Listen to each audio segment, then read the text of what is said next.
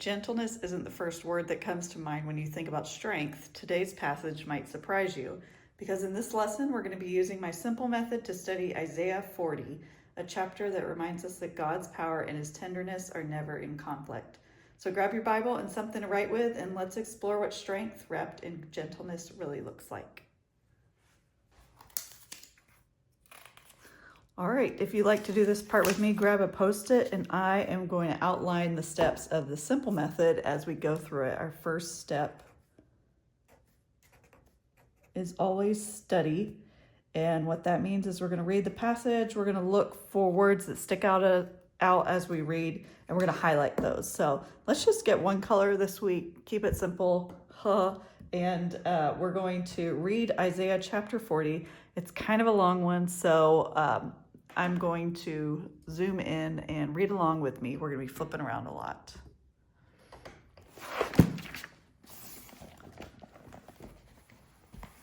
Okay, Isaiah chapter 40, comfort for God's people. Okay, so already we've talked about how our theme this week is gentleness, and we're looking for God's gentleness. We might find that his gentleness comes in his strength. And this section is already titled Comfort for God's People. So I'm going to highlight that, and that's kind of the theme words that I'm looking for. Words about comfort, words about gentleness, words about just things that portray God's personality. And so we're going to just kind of go through it and highlight what sticks out to us. Comfort, comfort my people, says your God. Speak tenderly to Jerusalem. Proclaim to her that her hard service has been completed, and that her sin has been paid for, for she has received from the Lord's hand double for all her sins. A voice of one calling, in the wilderness, prepare the way for the Lord, make straight in the desert a highway for our God. I like this thought of just preparing things, like when you're preparing a dinner for your family, or getting the house ready for house guests. So that kind of has that joyful preparedness mindset. Make straight in the desert a highway for our God. Every valley shall be raised up, every mountain and hill made low. The rough ground shall become level. So become level, made low, raised up. The rugged places a plain. And the glory of the Lord will be revealed, and all the people will see it together. So I'm also just highlighting things that stick out to me that I can see as visuals. A voice says, cry out. And I said, what shall I cry? All people are like grass. Their faithfulness is like the flowers of the field. The grass withers and the flowers fall because the breath of the Lord blows on them. Surely the people are grass. The grass withers and the flowers fall, but the word of our God endures forever. So I'm kind of looking at those gentle kind of qualities, those visuals. And verse 9 is on my next page. You who bring good news to Zion, go up on a high mountain. Good news. You who bring good news to Jerusalem, good news to Jerusalem. Lift up your voice with a shout. Lift it up. Do not be afraid. Say to the towns of Judah, here is your God. See, the sovereign Lord comes with power, and he rules with a mighty arm. See, his reward is with him, and his recompense accompanies him. That's really hard to say. He tends his flock like a shepherd. He gathers the lambs in his arms and carries them close to his heart. He gently leads those that have young. So all that is talking about that gentleness in this metaphor right here. Who has measured the waters in the hollow of his hand, or with the breadth of his hand marked off the heavens? Who has held the dust of the earth in a basket, or weighed the mountains on the scales and the hills in a balance? Who can fathom the spirit of the Lord, or instruct the Lord as his counselor? Whom did the Lord consult to enlighten him, and who taught him the right way? Who was it that taught him knowledge, or showed him the path of understanding? So right here, this passage is talking about questions of things that only God can do. And so I'm highlighting those qualities. So he created the water, the heavens, the dust of the earth, mountains, hills, his spirit. Who did the Lord consult? Who taught? knowledge, understanding. So I'm kind of highlighting those qualities.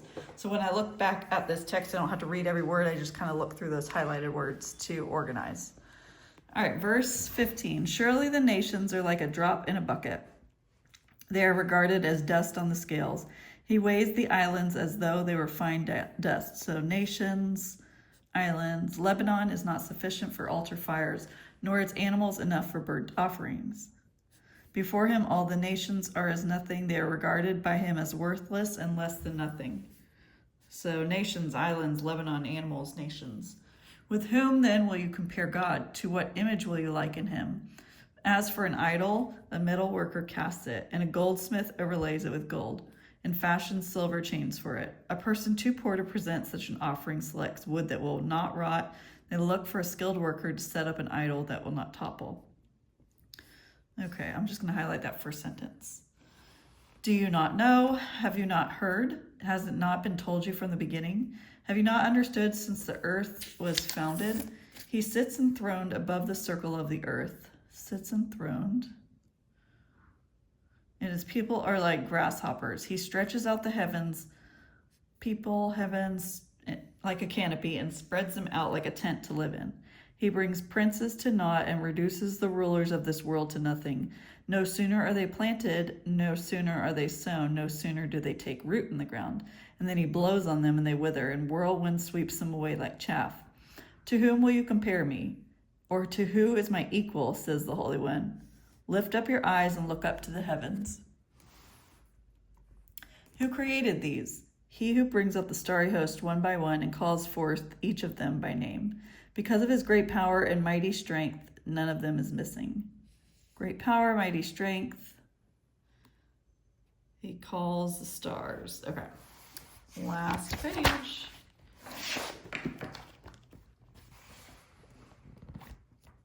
If you are like, I've spaced out, we've been reading a lot, don't worry, that's what the next steps are for. Verse 27, why do you complain, Jacob? Why do you say, Israel, my way is hidden from the Lord? My cause is disregarded by my God. Do you not know? Have you not heard? The Lord is the everlasting God. So now I'm just highlighting things that help me focus. So I'm looking at, okay, there's names, there's a question, there's a statement right here. The Lord is the everlasting God, the creator of the ends of the earth. He will not grow tired or weary, and his understanding no one can fathom. I like this whole section. He gives strength to the weary and increases the power of the weak. Even youths grow tired and weary, and young men stumble and fall. But those who hope in the Lord will renew their strength.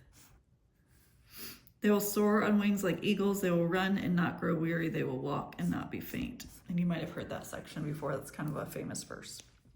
All right, so we just read a lot. And I think the best thing for us to do is not worry about how all this is going to come together, but just do the next step. So the next step is illustrate. And what we're doing is just looking for visuals as we're going through. So we got the highlights are a visual. Now let's look at our highlights and see what we can draw or symbolize to help us understand what we're reading to kind of organize it. Because I heard a lot of things about comfort and strength and gentleness and the mightiness of God, about how he could just take people, just cut people down, and that he is greater than everyone. So it's just kind of like, and then it's like praising God. So it's kind of all, it feels all over the place. So we're going to try to organize it. Oh, you know what I just noticed? This little section right here in verse 5, and the glory of the Lord will be revealed, and all the people will see it together. For the mouth of the Lord has spoken. And it's like this random thing on the side. So that's something we can talk about too. Okay, so let's just focus on illustrate. What we're going to do is look for something we can draw with a symbol or a scene. So right here, we're looking at the highlights. Comfort my people, speak tenderly to Jerusalem. In the wilderness, prepare a way for the Lord. So I'm going to draw maybe that wilderness. Prepare a way for the Lord. It said right here, straight in the desert, a highway for our God, the valley raised up, the hill made low, the rough ground become level. So it's a level playing field. There's no hills, there's no valleys. It's just flat. It's in the wilderness, and you're preparing like a highway. So I'm gonna draw a little thing, and then let's just show like a giant sun kind of symbolizing prepare a way for the Lord. So this could be kind of verse 3 through 5. You could label that if you want. Okay, and then another section over here down here that we've highlighted. All their faithfulness is like flowers of the field. The breath of the Lord blows on them. They wither and fall, but the word of God endures forever. Okay, so that made me think of like those dandelions that when they have all the seeds, those little white poof balls, and we would take them as kids and blow them. So I'm going to draw a picture of that real quick. And it's just basically a stem with a lot of things coming off of it. And let's just do like these two have blown off. And then if you want to make it look more like that flower, put these little hand looking things on it.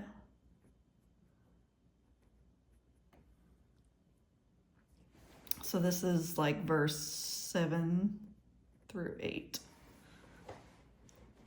So it's that little flower that you've blown. You could even do like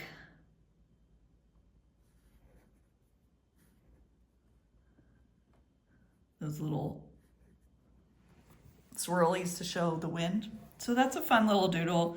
So when I look back at it, I think, okay, we're the highway toward the Lord, how we are the flower that the God's power, he could blow us away with just a breath. Okay, let's see what else we've got over here. Good news to Zion. I'm looking at the highlights. His reward is with him. He tends his flock like a shepherd. He leads those that have young. So right here, I could draw a whole thing with the shepherd holding sheep and all that, but I'm just going to do a little symbol. And no, that's not a candy cane. It's supposed to be a shepherd's hook. So you can draw that scene if you'd like, but I'm just going to do it with this symbol. Who's measured the water, heavens, earth, mountains, hills, spirit. Who knows all these things? So I'm just going to kind of draw the earth. And later it talks about the stars. It's not talking about it right here, but just the greatness of God, all the things he's created. Okay. He's enthroned. The people are like grasshoppers. Heaven's like a canopy. He brings princes. He rules over princes and rulers. No one is his equal. He brings out the starry host and calls them by name. You could keep doodling things if you'd like. But I'm going to move on to this page. My way is hidden from the Lord. My cause is disregarded by God. Lord is the everlasting God, the creator of the ends of the earth. He will not grow tired or weary. His understanding no one can fathom. He gives strength to the weary. Those who hope in the Lord will renew their strength. They soar on wings like eagles. They will run and not grow weary. They will walk and not be faint. So right now you could draw any of those things. Going back to that elementary diagram, just draw those little V birds. Wings like eagles. So that gives me a quick, when I'm organizing this information, oh, that's where that section was that I remembered. That's where that section was that I was remembering. Okay, so we're gonna move on to map. So now we've just highlighted and doodled. And what we're gonna do is bring this information together by mapping out what we've found. So what I think, because this is such a big section, just for me to wrap my head around how to outline it, I'm just going to go through and kind of summarize each of the sections. And it might be a whole page, it might be a whole paragraph, it might be just the verse section that's broken up. But I want to, because it's so much, break it into smaller pieces. So here's what we're gonna do with mapping. We're just gonna start labeling stuff. And I'm gonna do it with a pen, just a regular black pen. And then that way, if I see, oh, he talks about that here, and he also talked about that on the next page, then we can go back with our highlighters and color code that, or our colored pens and markers. So right now, all I'm doing is looking for a 1 to 2 word description of what this is talking about, just so I can start to make some connections with what the theme is. I can get something out of it so that I can personalize this. I can expand on this. I can take my knowledge from what I've learned already to what I'm going to learn and have this be a part of that rather than, oh, that was cute, next, you know. So this section right here is just referencing some words and that are things that have already happened. I'm looking at the word sin. Double for all her sins is talking about Jerusalem, is talking about a place. So the people have sinned that are in Jerusalem. So there's some things that are happening here I'm going to have to dig into history to understand a little bit more of that. In the wilderness, a voice of one calling in the wilderness, prepare way for the Lord. For the mouth of the Lord has spoken. This is sounding like a prophecy. So this is more like, this is referencing something specific that has happened. This is right here about a word from the Lord. So I'm just going to label this as prophecy. And you can even do this to kind of label where those sections are if you'd like. All the people are like grass, their faithfulness like the flowers. The word of the Lord endures forever. Okay, so this is his power.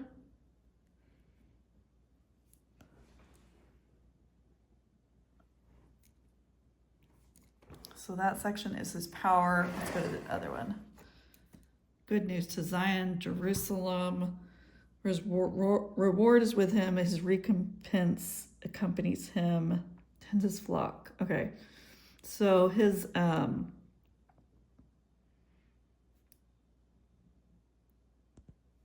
would say this one is also, it's kind of referring to that history.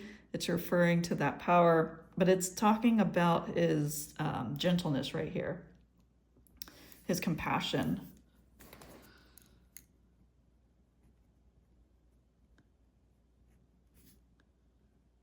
And then right here, we talk about the greatness of him. So that's his power again.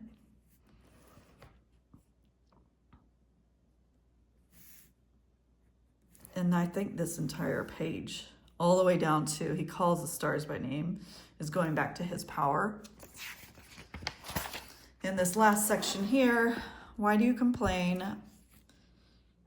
Have you not heard the Lord is everlasting? And this right here is that compassion again.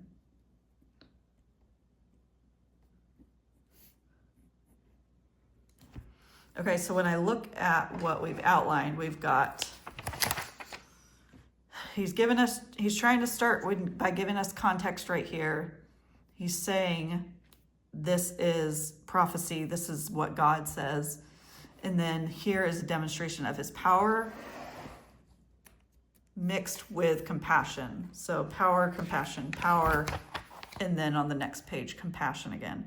So now I'm starting to see these patterns. I'm starting to see what's happening. And I can even go in and color code these if it makes you feel better to do maybe power and yellow or orange and compassion in green. And we could just focus on those two sections, the compassion and the power. So right here, we could just list out those things if you wanted to keep going with the map step. So let's do it. Compassion.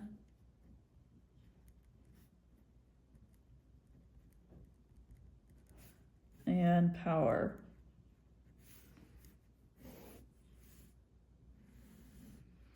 And we can label that in green again. And this in orange, just so we can keep straight what we're putting in the list. So I'm going to look over here in this first section of power in verse 6 through 8. It says, the people are like grass, their faithfulness like the flowers of the field. The breath of the Lord blows on them. The word of our God endures forever. So he endures forever.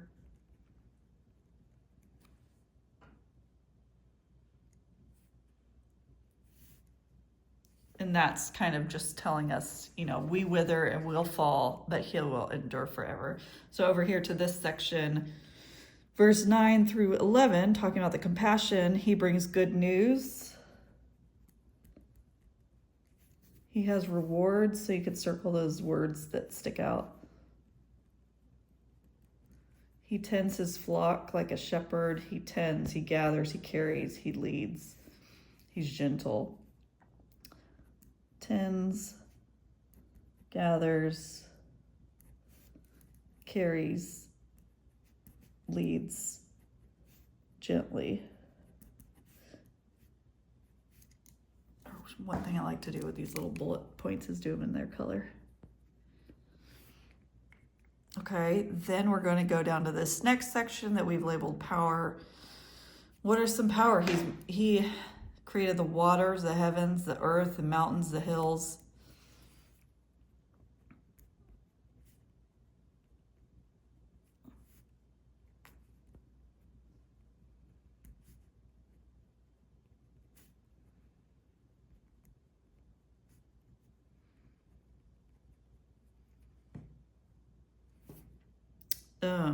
He's self-taught. No one taught him.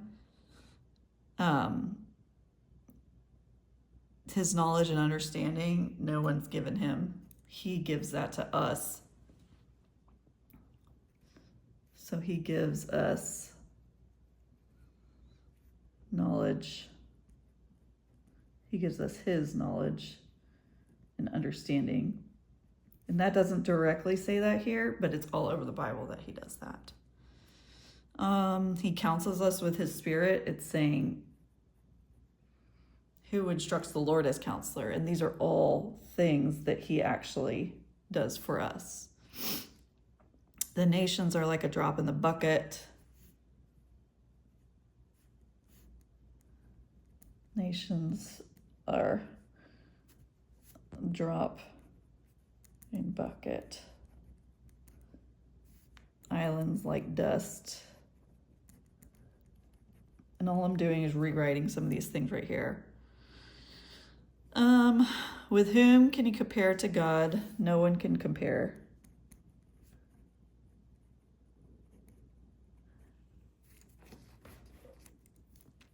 That I'm just looking at this highlight in verse 18. He sits enthroned. His people are like grasshoppers. He is enthroned. People like grasshoppers or bugs. However you want to say that. Oh, I just wrote people like bugs or are like bugs because I was just trying to paraphrase it real quick to fit it in there. But I'm referring to where he says the people are like grasshoppers. He sits enthroned above the earth. He's enthroned above the earth. Okay, he has great power, mighty strength, all these things you can keep adding. I'm going to go ahead and flip to this last section about compassion. My way is hidden from the Lord. Lord is everlasting God, creator. He will not grow tired or weary. His understanding no one can fathom. He gives strength to the weary. Those who hope in the Lord, he will renew their strength. So let's talk about that. Gives strength and hope.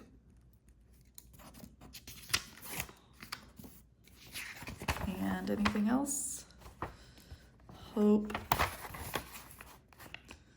and strength. They will run and not grow weary. They will walk and not be faint. So that's just still kind of just giving examples. So I know that was a lot. I was just trying to kind of work through it with you as I was reading it. I want you to kind of see, a lot of times I'll go ahead and outline things very detailed and just reiterate it to you in my video. And sometimes I just want to sit in the weeds with you and read it for the first time with you and go, what do we do with this? Because that's where you're going to be at with most of these lessons, is you're not going to practice these and then teach them to somebody. You're just trying to take notes for yourself so you understand. And so this is just one of those things where I'm trying to teach you as you're reading through it and you're like, I don't get this. Find ways to outline it, to make connections, to find patterns, to find visuals in there. So now we can go to the next step, which is personalize. And you still might be like, okay, I don't really feel confident that I could explain this to somebody. Well, explain it to yourself. I want you to practice explaining it to yourself. And I'm going to go back and finish color coding these little dots. Gotta stay organized. Makes me happy.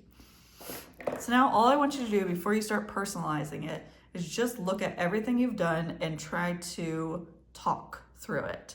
So see what kind of questions or answers come up as you're going through it. Okay, so we've got comfort for God's people. God levels everything out so that his glory will be revealed. Our faithfulness is like the flowers of the field. The breath of the Lord blows on them. He will endure forever. So right now I'm already thinking, okay, what can I get from this? Right, I'm seeing just the greatness of God right now. Is that at the end of the day, it's not going to be, everything's going to be equal playing field. We're all going to see God. And so that's kind of like that age-old question is like, what is it going to look like when I get up to the pearly gates type thing? But this right here is, he's preparing this. This is good news. He's comforting us with this. But he's also reminding us that we aren't God. He is more powerful than us. And this is why we need to trust in him, because this next section that goes into all this stuff about all his power. Why would we trust him? Why would we revere him? Why would we fear him? All these things that he asks us to do. While proving that he could destroy us in a second, he says, but that's not what I'm doing. I'm going to actually give you a reward when you seek me. So I'm looking at all these things. I'm just trying to work it out. He tends his flock like a shepherd. He gathers the lambs in his arms. So in this metaphor that he's presenting is not him throwing fireballs at the earth. It's saying, come to me, I'm a shepherd, you guys are the sheep, I'm going to take care of you. And so to kind of settle in on that visual, and then of course the ending is real comforting as well. So some ways that I personalize these passages are usually to pray the passage, to memorize part of the passage, and to journal about the passage. So for example, these are real easy to pray. I might pray, Lord, you are the everlasting God, the creator of the ends of the earth. You won't grow tired or weary. Your understanding no one can fathom. You give strength to the weary. You increase your power of the weak. Lord, I want to hope in you. Renew my strength. I want to soar on wings like eagles. So that I'll run and not grow weary, and I'll walk and not be faint. And just kind of paraphrasing those words into a prayer. Another thing, you could memorize something that stuck out. I love that metaphor of him as the shepherd. I love that idea of his compassion and his gentleness despite all of his power that he doesn't have to use with us. He gets down on our level and takes care of us. So I might memorize, especially as a mom, he gently leads those that have young. Like that is even deeper for me. So as a mom, I'm thinking he's not only taking care of me, of my children, he's taking care of me, taking care of my children. And so I love that as a great thing to memorize, to kind of come back to, even if it's just that last phrase that you're memorizing, that when you're feeling overwhelmed, or I don't know how to help my children, or I don't know how to do this or get through this day, or whatever it is, or I'm feeling overwhelmed by all the information and the fears, that you could come back to, he gently leads me. He gently leads those who have young. He carries me close to his heart, those kinds of things. And then the last thing is something you could journal. So anything you want to you get from this that you could journal out. I've thought of a lot of things. Just thinking about praising God for his greatness. Like, I'm just going to list out everything it says that you are greater than. You're greater than everything. You literally could reduce rulers of the world to nothing, and just start listing out those things, whether you're copying it from here or it's just on your heart and you're listing them. You are great. This is why I praise you. This is what is going on. Or you might be like, I am feeling weak. Give me strength. Here's a situation that's going on. And you're referencing things that you're talking about in this step. So I hope that gave you a lot of ideas for the personalized step. And then the next step is link. And that is where we make sure not to take stuff out of context. So at the beginning, we kind of talked about how this was a history lesson. He's kind of referring to some things, and he's being prophetic right here. So we want to dig into like okay, who is this talking? Who is he talking to? When was this happening? Is this back in Noah's time? Is this in Jesus's time? Is Isaiah the person who wrote the book? What is all that? And so I've done a lot of that research for you already, and that's what my Bible cheat sheets are for. I actually just came out with a book of all of my Old Testament cheat sheets. It's the simple guide to the Old Testament. And so if you have that or want to order it or have it in the digital version, you just flip on over to that Isaiah page, and it will give you the context. It will tell you who Isaiah is. He's a prophet. Who was king when he was living? What year was he in? Was he a prophet or just a regular man? Did he believe in God? Was he a bad guy or whatever you want to label it? But it gives you all that context so that you can keep going and building on your studies. So my resources on my site are perfect for this step, the link step, when you're trying to make those connections. You can also use the resources that I use to create all these, which are things like the Logos Bible software that preachers use and have all these resources on there. There's Bible concordance in the back of your Bible. There's Bible dictionaries and handbooks and all kinds of stuff. If you just go to a Christian bookstore, that's what they sell, is all these kind of resources. And while I love secondary resources, that's what I sell. This is what I teach, is always use the Bible as your primary resource. A lot of us are reading books by people who are influencers or things like that. And when we get out of the habit of trying to figure out how to understand what our Bible says, then we're using their word as our primary resource and just assuming they've done their homework. And so that's what I'm trying to challenge you to do, is to understand how to be able to discern what information you're getting is truthful and follows the Bible, so that you can understand how to use everything else and hold it up to if it's actually biblical. So our next step is just expand. And that is where you're just going to keep going, make a plan of what you're going to study next. This month and next month, we're wrapping up the monthly printable club. That's our themed studies. So that's why we're talking about gentleness. This year, we've been talking about the fruit of the Spirit: love, joy, peace, patience, kindness, goodness, faithfulness. And now we're on gentleness. And then next month, we'll wrap up with self-control. And I did want to let you know that while the monthly printable club is coming to an end, the format of what we're doing, of studying something every week, of getting in the Word every day, those kinds of things are totally staying the same. So in 2026, I am going to be walking us through not the monthly printable club, but a spiral book that I've put together that is very, very similar to the monthly printable club. You just will pay for it once, and then we work through it together. And it's going to follow the chronological order of the Old Testament. We're going to be doing those coloring pages and memory verses and scripture writing and all those things you love about the monthly printable club, but it's just going to be in one cohesive book. And instead of following themes, we're going to be following the Bible timeline. So we're going to see these themes, but I'm going to help you make sense of what you're reading in the Bible by walking you through this next year. So I know that that's a lot of information, especially if this is the first time you've been here, but I break down all this.